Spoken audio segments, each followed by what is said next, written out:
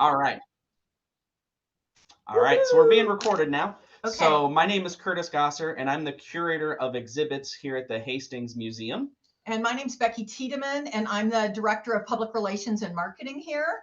And we are going to, just like we think all good social media posts and social media conversations should tell a story, we're going to quickly tell our story. So I've been here for coming up on 11 years. When I started here, there was this much social media right there. And there was this much Twitter. And so it's really blossomed all while I've been here.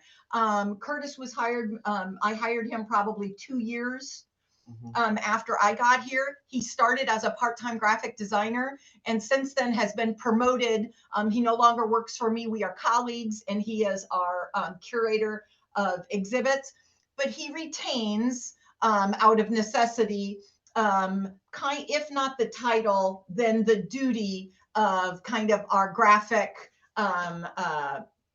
captain of all things, the look and color of all things.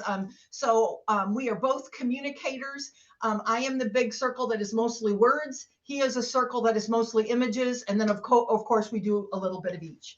So, oh, and by the way, feel free to interrupt if anybody needs anything. Curtis is monitoring the chat, and he will nudge me and make me answer. Yeah. So, my background is news journalism. So I have a news ed bachelor's degree and then a mass comm master's. But we're going to go through a couple of simple things that many of you already know. But if you're like me, some of these reminders are good to just kind of retether you and remind you of, dang, I used to know the answer to that a year ago, and now I've drifted away from that. So we're going to just rattle off a few things here. Number one, set goals for your program. If you haven't done that, or if you haven't revisited your goals in a while, circle back and do that. If you are new to all of this, they do not need to be complicated goals. They can be as simple as, I am frustrated that we're not doing enough. We want to recommit, and your new goal is maybe as low as once a week on Facebook, or it's, you're adding a new channel. It can be simple, but write that darn goal down and hold yourself responsible to it. And if you circle back and you were missing on that goal, that's okay too, but then just be honest with what you have time for. Because everybody, if this is under your charge, everyone is going to tell you, oh, do that. It'll just take 5 minutes. Can't you do that? It'll take 3.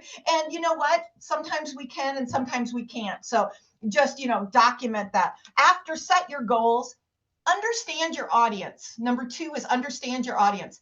This is probably a conversation you guys have had a long time with your normal patrons to understand who you appeal to, your organization, but it can be slightly different once you're on social media, who you're appealing to. But have that conversation in terms of demographics. Who are they? How old are they? Do they tend to be men or women? And this can vary by channel too, by social media channel. Do they have kids? What is their socioeconomic makeup? So know your audience. It can be helpful. And again, does it have to be incredibly detailed? No, but hold yourself responsible. Think about that separate. Your audience for social media versus your general audience for the whole institution. Choose the right platforms. I benefit a great deal from him because he's 15 years younger than me. And I think in some ways you benefit from me, from being an older gal. So get out of your box sometime, but know your platforms. For us, Facebook is our big platform, but it is not our only one. I will tell you one quick way to do this. And if you don't go to your own museum's events all the time, and maybe some of you don't, maybe you work remotely or whatever. If you don't do this, have someone do this. I show up at a fair amount of events, and that 5 minutes or 10 minutes beforehand where certain patrons got there way earlier and you're not sure what to do with them anyway because they get there so early for your events. Have a marketing person or you talk to those people and just do a quick, here's what I do. Hey, everybody, I'm Becky. I work here in marketing. I'm going to ask you all 3 quick questions, and then I'm going to meander about and try to get a little bit of more information from you. Please raise your hand if you heard about our event from social media. Hands up. Great, hands down. Please raise your hand if specifically you remember hearing about our event on Facebook. Wonderful. And then a channel I'll talk about, which I'm sure it's not a social media channel, but raise your hand if you hear about us, mostly from the emails that I send, because I am a big email marketer. I believe in that. So just something that basic. And if you aren't going to be there, the person doing the programming will often do it for you. Sometimes they just can't, and I get that too. But it's really useful, and it's how, because Curtis and I don't agree on stuff, and we push back and forth on each other about where we should allocate our time, and that tethers both of us, and we sometimes both have to go, oh, I guess you're right on that. I guess you're right. So really tether yourself. And the big thing with that is, like, your social media accounts can give you insights as to like who's seeing your post, but that actually tracks to follow through. And so is it really paying off in people coming to your museum or to a specific event that you marketed on those channels? Yeah. And then I try to chitty chat with them all the time. Hey, do you think are we posting too much, too little, about right? They'll say something.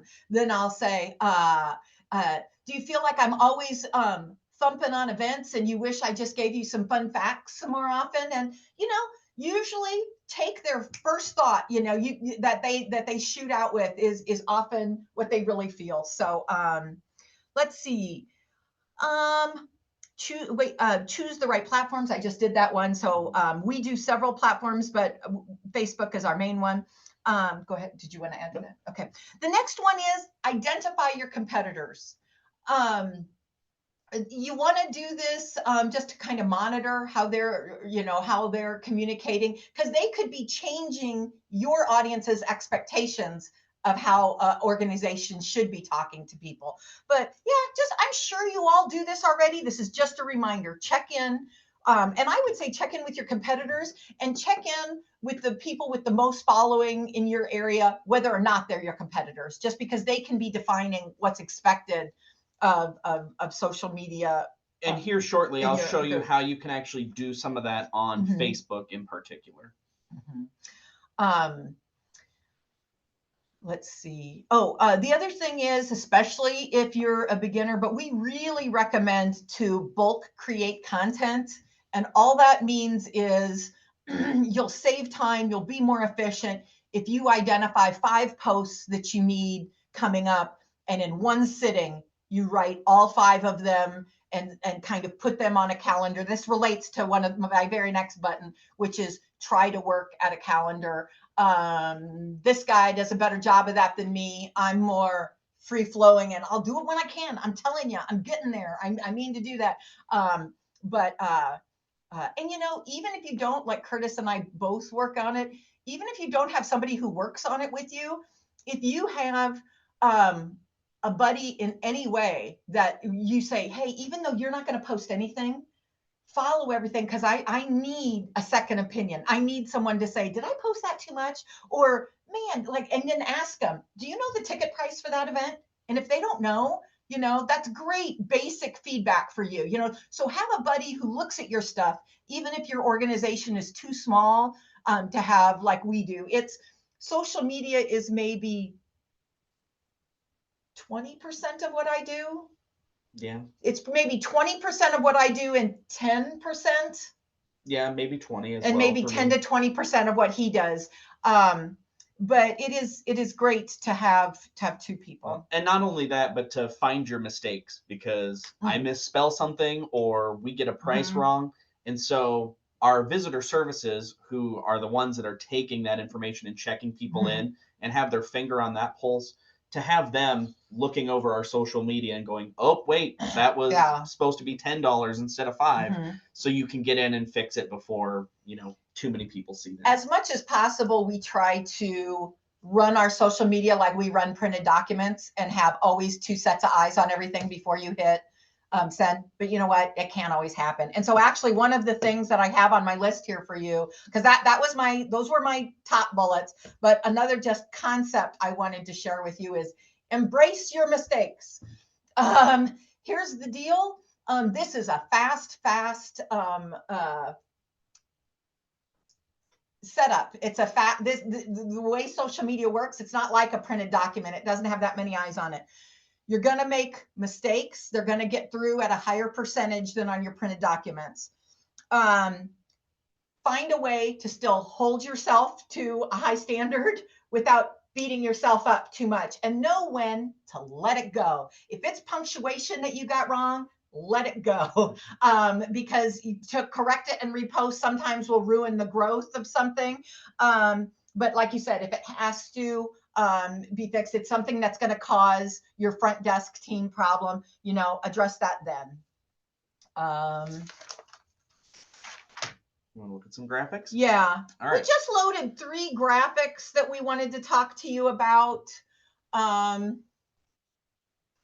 This is the first one here. Can everybody see this? The best time and day to post? Yeah. All right. Thank you, Sarah, for the thumbs up. I'm a big thumbs up person. It's a great way to communicate. So this is the best time of day to post on each social media thing. When I pulled this up, we both talked about it. And actually for Facebook, we sometimes do earlier than this, especially on Monday and Tuesday mornings. We go earlier than this sometimes and have something sitting at people, so that when you're up in the morning and you check Facebook or first at your office. So personally for us, if it's posts on Monday or Tuesday, we do earlier. We'll schedule for earlier than that, but we do it Thursday and Friday, more anytime during the day or a little lower. But any of these questions, that question right there, the best time of day to post on social media,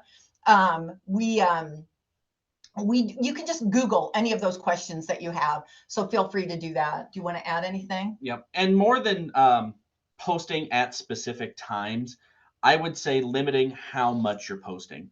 As an institution, so we're a natural and cultural history museum, but we also have a super screen theater. We have a planetarium. We have public programs, educational programs, the museum itself. We can get into the habit of wanting to communicate as much as we possibly can. But especially when you're on platforms like Facebook, that just pushes your other content further down in the feed. And so instead of competing with your competitors, you're competing with yourself and what message people are going to see. So typically what we like to do is a single message per day that we're scheduling out. And then if we do have important stuff that we have more than 5 things to talk about in a week, we will post twice a day, but then keep our second post towards the afternoon. Or we will make sure when we're creating events, we are not doing a batch creation of events at one time. So we don't sit down and all of a sudden create 10 events that are going to come up in the next 3 months. You need to be strategic about that, because when you create an event on Facebook, it's a post. So it's an event, but then it also shows up on your feed and your viewers' feeds. So just making sure that you're being strategic about when you are doing that. And go ahead to this next graphic. He already touched on how often should you post on social media. And this graphic speaks to that a little bit. Twitter up to 15 times a day. Oh, goodness gracious, we never do that. I think most people will know that, like I said, for us, I think most people know this. Facebook is how we reach most patrons, but Twitter is how we reach most media. Now that's different for us in small markets, but if you're adjacent to a large market, Twitter is often how you'll get noticed by media in your area. We are in a small market, so I have personal relationships and email addresses for local media. But if you are adjacent to larger media, or if you have a story that seasonally could get media, Twitter is better for media. Facebook is better for patrons. And, we are posting 5 of these. So there's 5 of these social media sites on here. We don't actually even use all 5. So we just use Facebook, Instagram, and Twitter. And what you have to do is, again, know who your main audience is and what kind of messages you want to be sharing, but also know what you can handle and what your workload can do. We can do Facebook, Twitter, Facebook, Twitter, and Instagram because we do a social media scheduler, and I'll get into what we use and kind of how to use that. But that allows us to schedule one message that's going to go to all 3 platforms, and so we're not creating extra work for ourselves. But we are also a government institution, so we are not allowed to use TikTok. We have been, or not TikTok, yeah, TikTok. We've been banned from TikTok because we're a federal or a municipally owned government institution. We cannot be on TikTok, so that's not even a possibility for us. But then there's, I think some still can. Some cities could be, but we right. can't. But our city has Our said city, no. yeah, our Yes, city our has said city no. has said Mhm. no way. And then there's Snapchat. There's the new Facebook Threads that is out there, which is rivaling Twitter. We are not. I would like to say we're fashion forward when it comes to social media, but we are not. We like to see how things pan out a little bit before we jump on a bandwagon. And there's a lot of other social media platforms out there that have more limited reach that you can look into. But again, just know what you can handle and where that audience really is. If you're really targeting 30 to 50-year-olds, Facebook's going to be the place that you want to go. If you're looking for 30 to 20, then you might go to Instagram, Twitter, so you can pull in. And I would even go older with Facebook. I would say Facebook's 40 to 75. Lots of folks are on there for pictures of their grandkids. But I would have to say, and I'm guessing you're like me, but if not, that's okay. More power to you.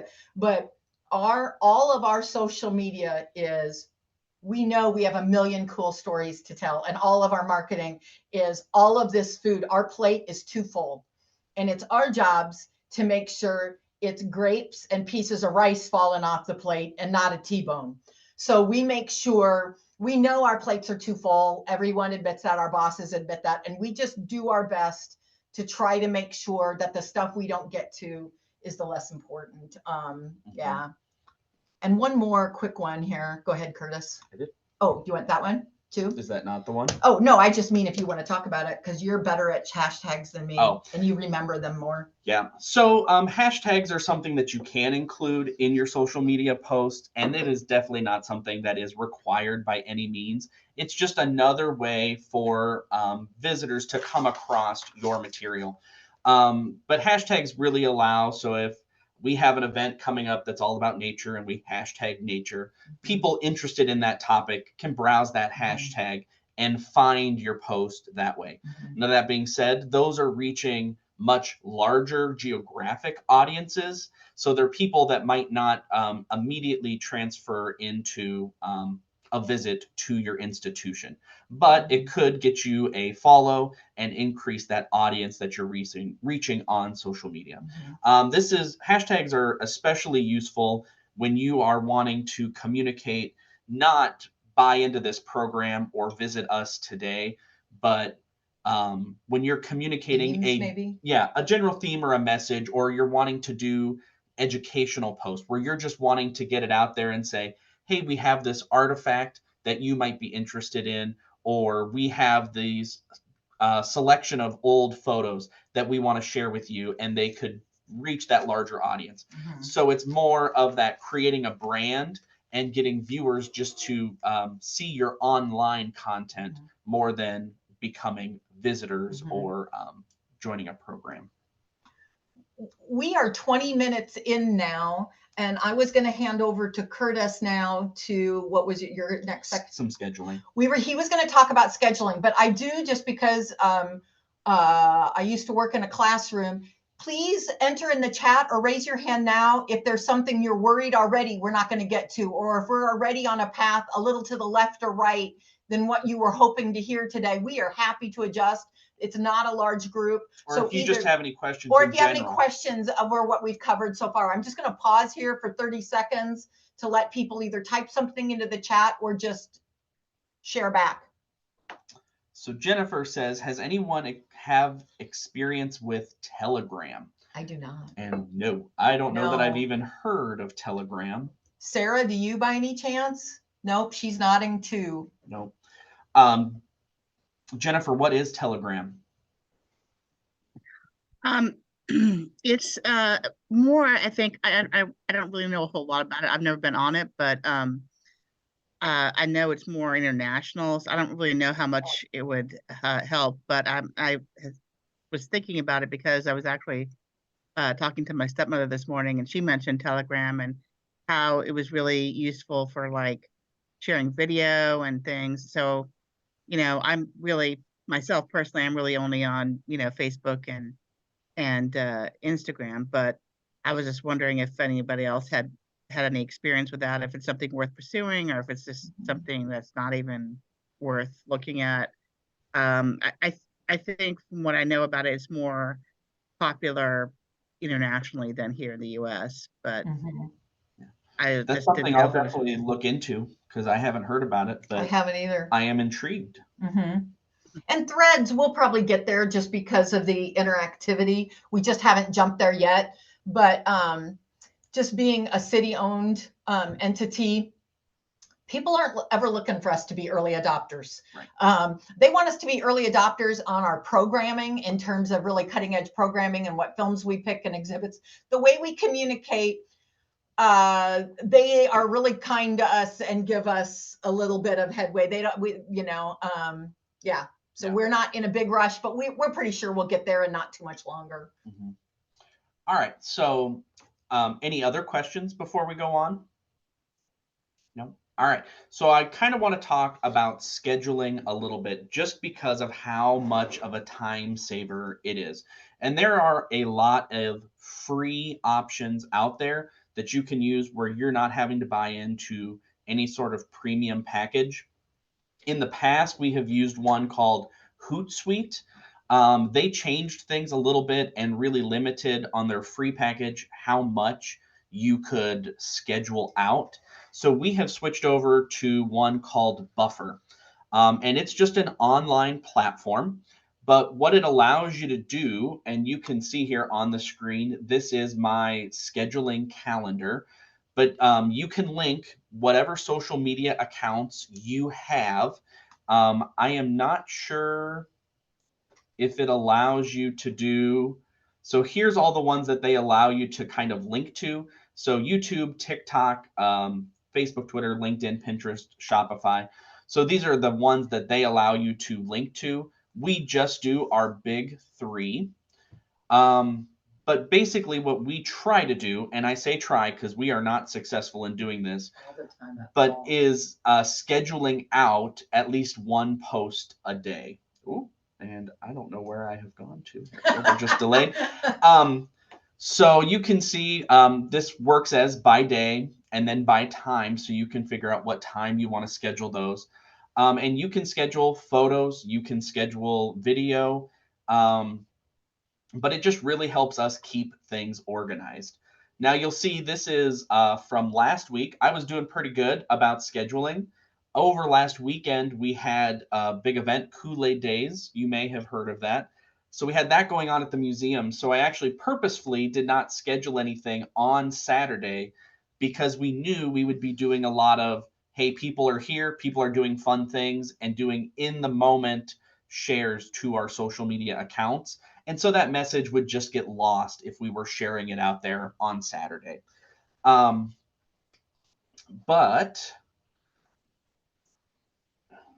so you can see then us this week hit, and because I had been doing Kool-Aid Days, I did not schedule much at all going on this week. So like I said, we like to get in this habit of posting once a day and being preemptive. Buffer does let you schedule up to 10 social media posts per platform.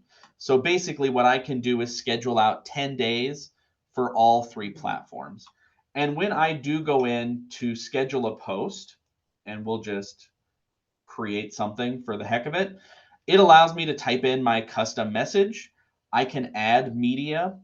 And so, hello world. And I can add some files. Let's just go to my desktop. I'm so sorry, but I don't think we can see your screen. Oh, can you not? Oh, It's still, the one I'm seeing is, I don't know if everybody else can, but the one I'm still seeing is the 24%, 21%, 17%. Thank you for saying something. Sure. You share. And I'm sorry to interrupt. I didn't mean to interrupt. No, that's no, perfect, no. because I don't want you guys to sit there not seeing anything. And when I'm talking about it, perfect. Okay, so can everybody see buffer now? Should say buffer up in the top left-hand corner. Everyone see that? Yes, perfect. Okay, so here's what I was trying to show you. Sorry about that. Yes, so I have basically a calendar across the top here, and then I have times down here along the side. So if you were trying to schedule, around 9 a.m. or around 7 a.m., you can preempt it. And that's what allows you to be able to send those posts out when you know you're not going to be in the office, you're going to be on vacation, or you want something to go out just early in the morning to get those early risers that are getting on their phones and checking those social media accounts right away. But so here I had stuff scheduled all through the week. We took a break on Saturday, and I'm going to schedule, let's say we're going to schedule something on this coming Saturday. I can just go to that day. I can type in my message, and then I can find images that I want to bring in. It's very rare these days that you probably share anything out without an image. As we know, like just in general, we know that movement is what catches people's attention.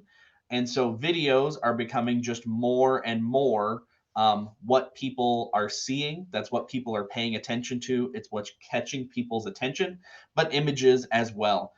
Especially on Facebook, images are what's going to get you engagement and have people stick around on your page longer. So these are just some snapshots I had taken out in our garden this morning. Once I type my general message, I then can come down here and customize for each network. So depending on the platform that you are sending to, Twitter only lets me do 4 pictures at a time. So they're telling me, hey, we're going to kick this picture out. And of Twitter also only lets me do so many characters. So it allows me to then take this message and I can shorten it down. I can add links. Instagram doesn't allow you to share links in your posts. And so I can share a link on Twitter and Facebook, but then on Instagram, I could go in and take out whatever link that I wanted to share. So that way people aren't trying to click on it and getting really mad when they're not going anywhere.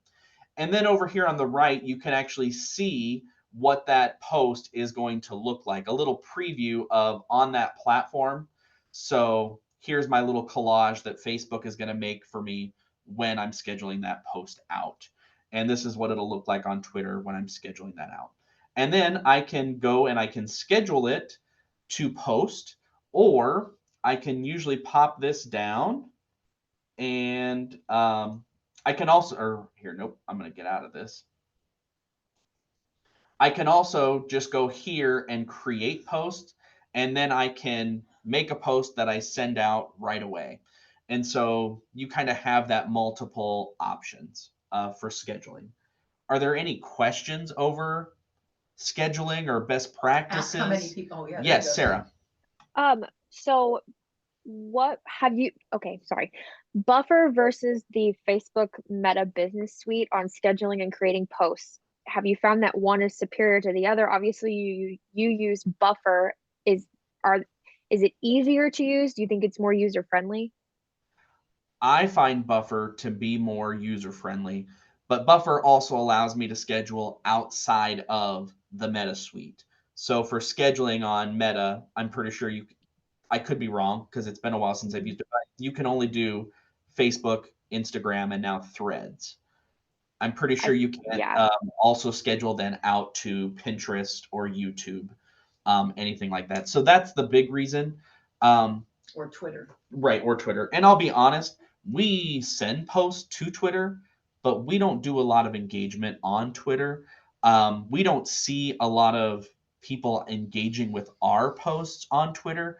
So we're doing it more for it's there, why not type of thing. It does get, our posts do get noticed, Every once in a while. but it's harder to track who's paying attention to our messages on Twitter just because they don't engage as much. Now, if you were doing more engaging videos and having more discussions, that would be very different. Where our posts are a lot of marketing, they're not getting that engagement. Yeah. Does that answer your question? That does, yes. And then my second question, does Buffer have the ability to work with like reels or video editing?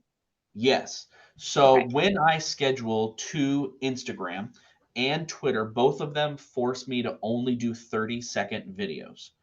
Okay. So I can share 2 reels on Instagram, but it makes me keep it below that 30-second mark. Okay. But and then sometimes it does. So I also have with Buffer on the desktop. On my phone, I have the Buffer app, and occasionally it'll run into a glitch when it's trying to share a video to Instagram. And so I have to go to the Buffer app on my phone and try to like resend it that way. And usually that works and it'll go through. But there are sometimes some issues with sharing to Instagram. I very rarely have a problem with anything going to Facebook or Twitter. And when I share video to Facebook, it allows me to do a full length. I can do like 3-4 minute videos. I've never had problems with those. But Instagram, it makes me keep it under that 30 seconds. Okay. Now, there are longer reels. We just don't get into creating those longer reels. That's just, again, knowing your workload and what you can handle. That's just something that's out of our ability to take on. Yeah. Great questions. Mm-hmm. Anything else? And don't be afraid. You cannot ask a question that will go, you should know that, because it happens to us all the time. I'll come in and I'll say, do we know this? And it'll be like, no, why don't we know that? And then you Google, so. All right. I had a quick question about, you mentioned using Pinterest, and I was just wondering what kind of things do you put on Pinterest and how do you use that, since it is in many ways different from, It the is. other. So we don't use Pinterest, but ways that I know other institutions have used Pinterest is creating more of like a behind the scenes look at artifacts or old photos. So especially like with the historical society, I could see a lot of benefit because do you use Pinterest? You create like boards, right? So you could create since we're in Adams County, we could create an Adams County history board, and then we could also create a board for unique artifacts in our collection. Or we could have one board just for coins, and we could have another board for ammunition and firearms, since we have like over 500 firearms in our collection on display. We got a ton more in the collection. Got a ton more in our collection. But you can do some of that. Like we do that behind the scenes posts with Facebook, but with Pinterest, it just keeps it around longer. And so anybody who's wanting to come in and just see all the cool things you have or see a lot of that more historical stuff, it just kind of keeps it more top of mind. And so that's how I see a lot of museum or historical societies using Pinterest. And I would say your question relates back to something I said earlier, is to always be examining your audience. For instance, when we got the closest to using Pinterest and we thought we had an intern and we were gonna have some extra capacity, was probably about 5 years ago. Mm-hmm. When we were noticing that one of our important audiences, teachers. Teachers were very early adopters of Pinterest. And teachers were on it all the time. And we said, you guys, teachers are so important to us in communicating with them. We need to have some of these boards set up so that they can quickly find us and find this information. Really what happened is it would have worked for us. It was a good idea, but teachers were also on Facebook a lot. And we wound up just needing to stay within our own existing channel. So just because we didn't ultimately allocate resources for us, if you have, like I said, always be asking yourself about your audiences and stuff, because It could pop up where all of a sudden Pinterest could really be worth it. Yeah. Any other questions? All right. Let's see if I just. Can I jump in with a question? Yes, go. Can everybody either raise their hand or let us know on Facebook? Oh, go ahead. There's a question. Oh, Good. no, it wasn't a question. Oh. They had another webinar to hop on. Okay.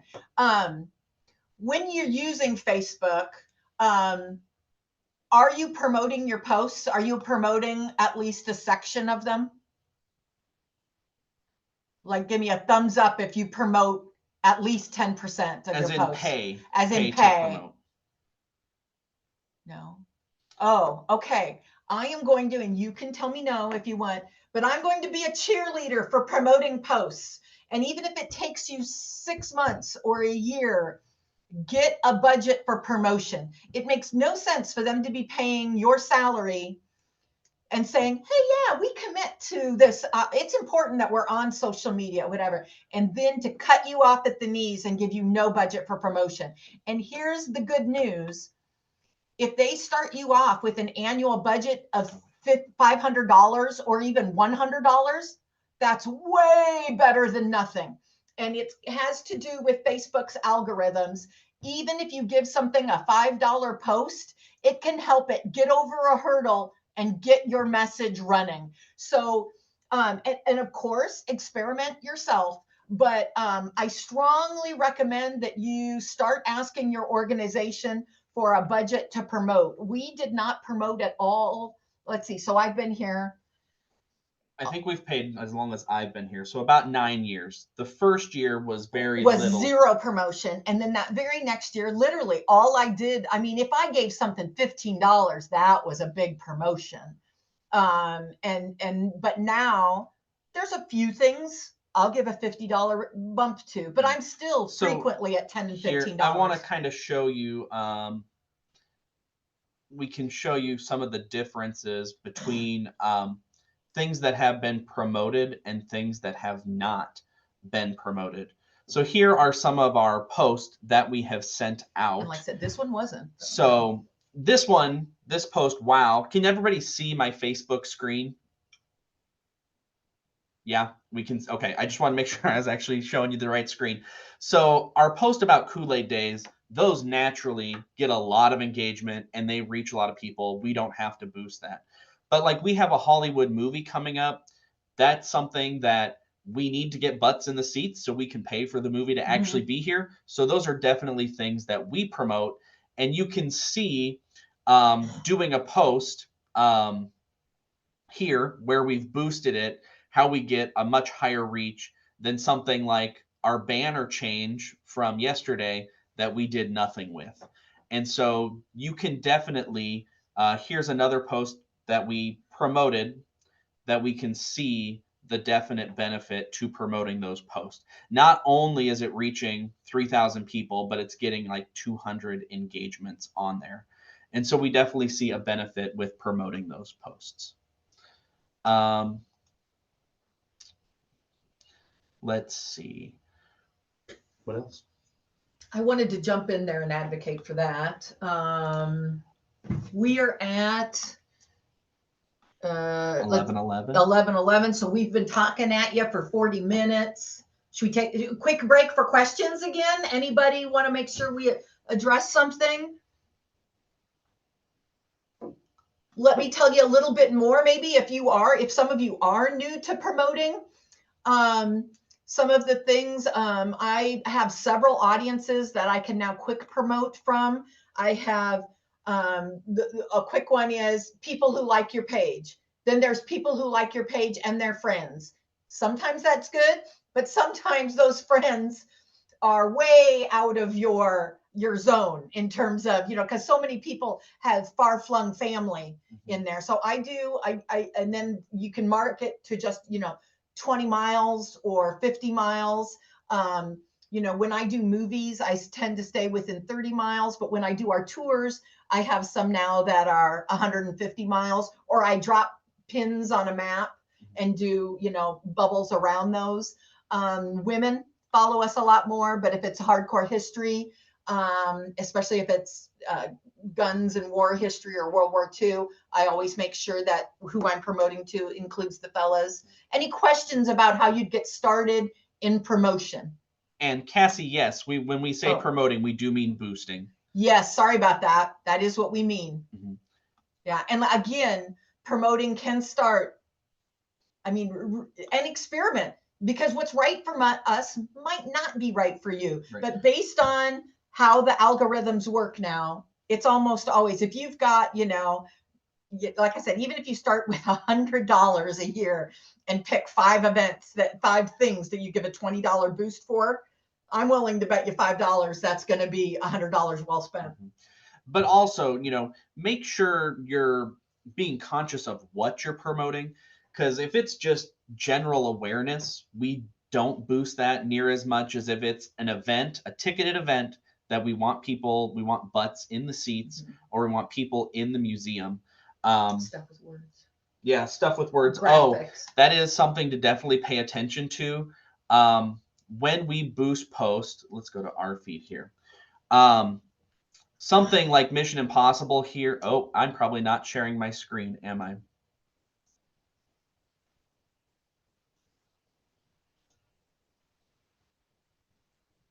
There. Now can you guys see our Facebook?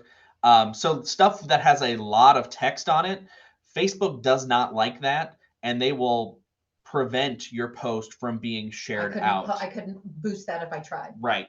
And so then things like videos, much different, and things with just photos are going to get through. If you are sharing videos, sometimes we will run into issues on like Hollywood movies that have soundtracks, because that soundtrack is claimed by someone, so a popular song, and so those will get flagged.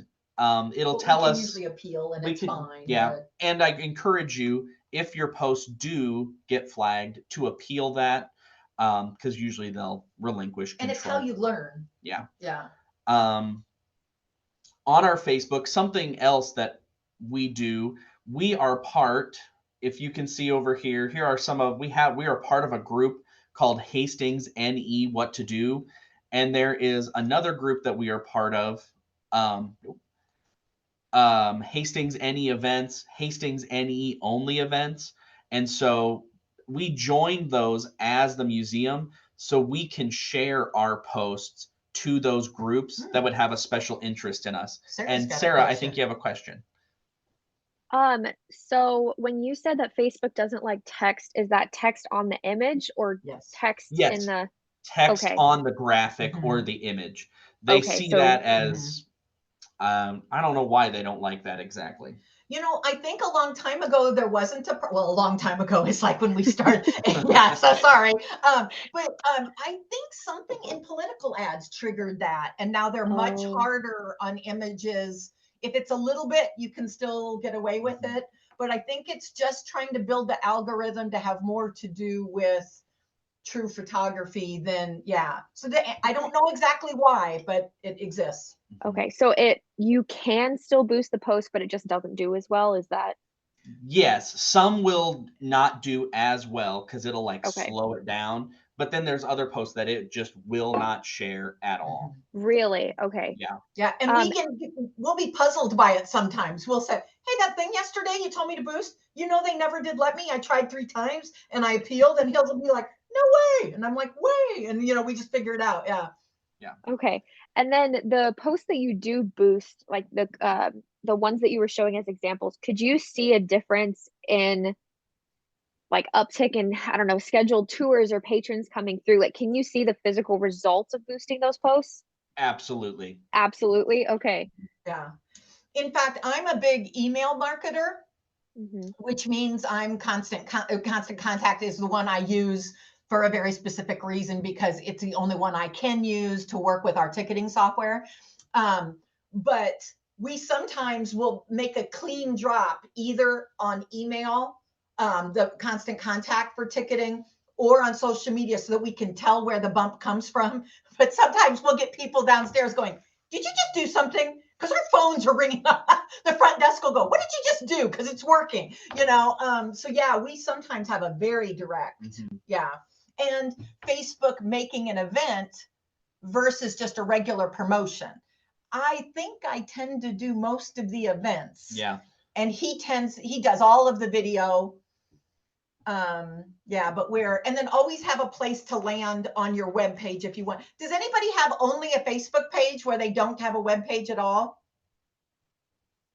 Because that can be a different philosophy if you have a web page, if you have a Facebook page only. Yeah, and that is definitely something. Instagram doesn't let you link unless you have a link in your bio that they can then follow.